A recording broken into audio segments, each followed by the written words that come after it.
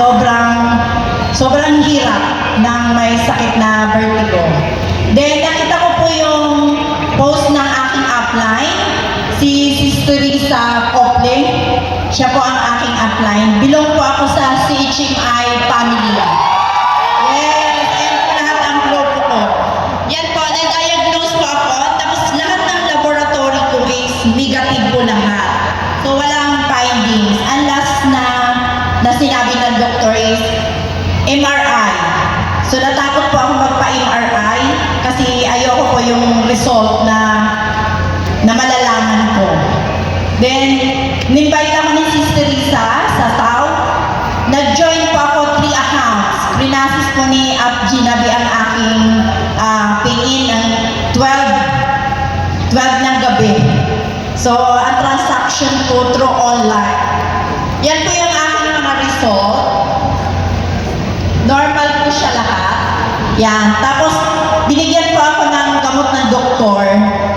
3 times a day, 135 ang isang peraso. So, mas mahal. Mas mahal pa sa supplement ng Tau Elevate. So, kaya kailangan itry ko po ang Tau Elevate. Yan na po. At after ko pong mag-join, tinake ko po yung 8 herbs tsaka 8 Elevate in 1. So, in 1 week po, nawala na po yung vertigo ko.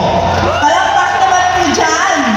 Sobrang powerful na ng ating supplement ng mga product ng Tau.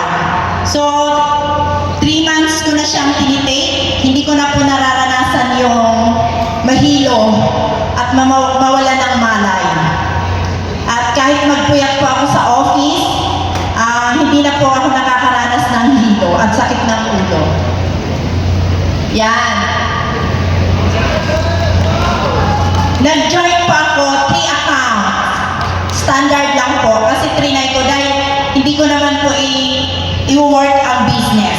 Ang gusto ko lang po is gumaling ang nararamdaman ko. So, sa supplement lang po ako tsaka sa product dapat. Pero nang in-offer po ni Upline Ness at ni Upline Ginabi, Upline Nolan, ang kompla ng business, nag-decide po ako mag-join ng BIP Prime Plus.